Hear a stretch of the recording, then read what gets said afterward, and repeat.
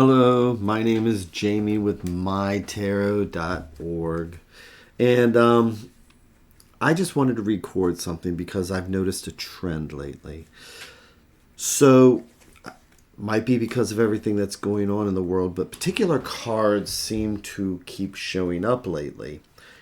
And it seems like the same conversations are coming. And I've always had these conversations with people. I've done thousands of readings. I read live in a store every week, and I do events all over the place where I just do reading after reading after reading.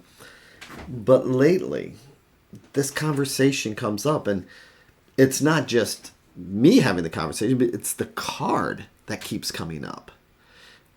There's 78 cards in the deck, but this one is just the popular trend. Coincidence? Who knows? But it's the 10 of Wands. And the majority of the people that I read for are women between the ages of 35 and 55, let's say.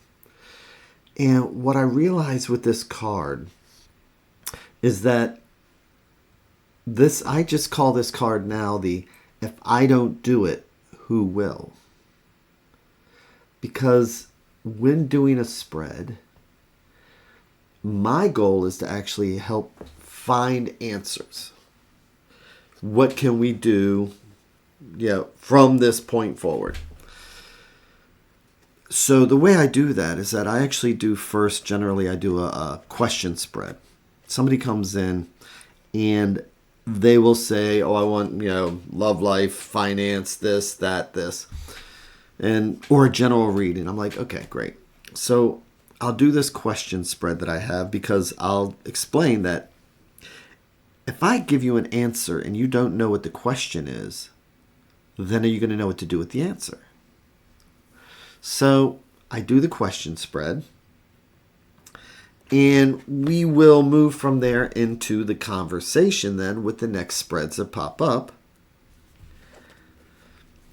And when this card just keeps popping up, and I explain again, like I say, I'll be talking to him. It's the 10 of Wands. Tens, 1 is 0, ready to do a cycle, starting over again, taking on the burdens ourselves.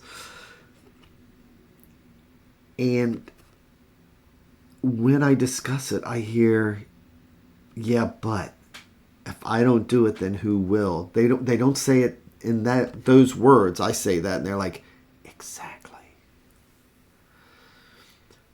So I just wanted to say, because another card that is popping up a lot is the 7 of Swords. And I mean, they're popping up a lot. So the 7s are about potential and ambition, trying to get things done. Swords are thoughts in air. And so if I talk to somebody, generally, you look in the books or go to a class. A lot of times people say, that card's about treachery and somebody cheating, and look, they're sneaking away, they're doing something bad. And I like to read, I like to try and bring things more grounded to day. And let's face it, somebody is not having treachery done to them every day, and they're not being treacherous every day.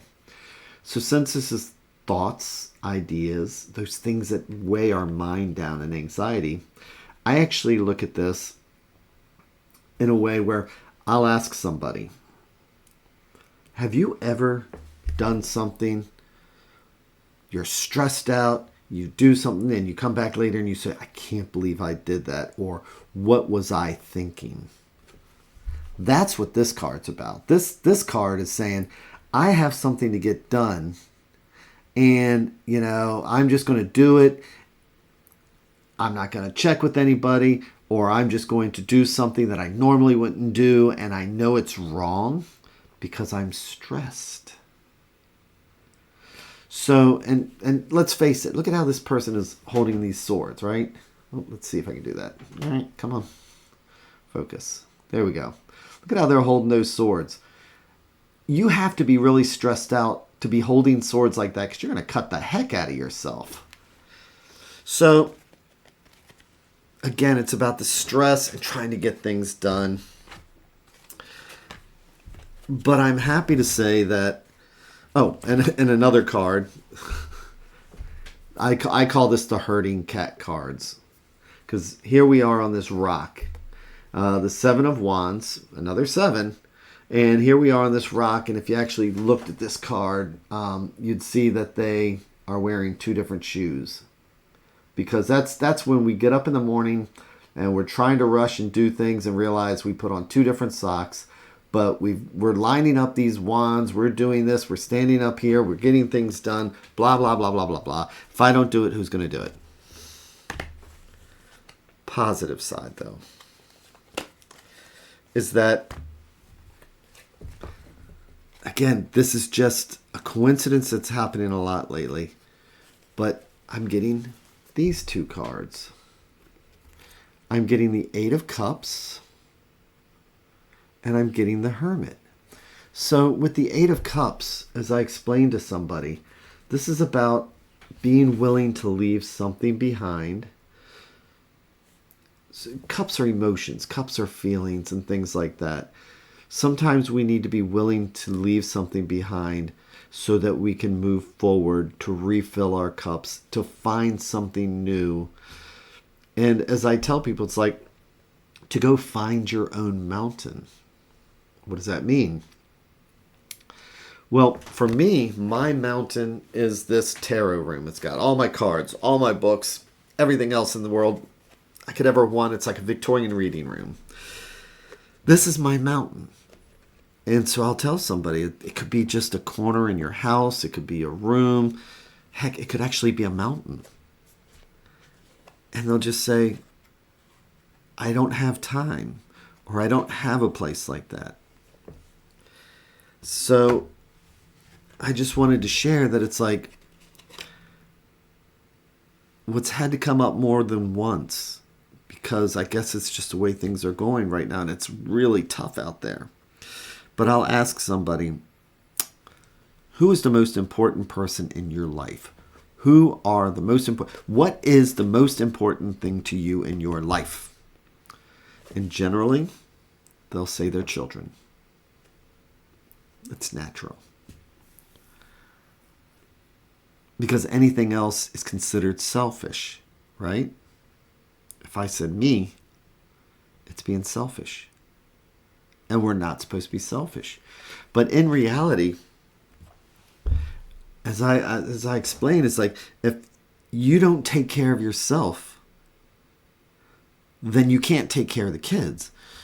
If you put your kids first, then all that stress, anxiety, that's where this pops up, because everything else is more important than we are. But even the airlines, if you go flying on a plane, they tell you if the oxygen masks drop, who are you supposed to put that oxygen mask on first?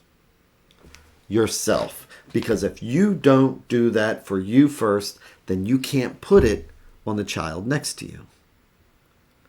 So it's not being selfish when we fill our own cup. We can do that by finding our own mountain.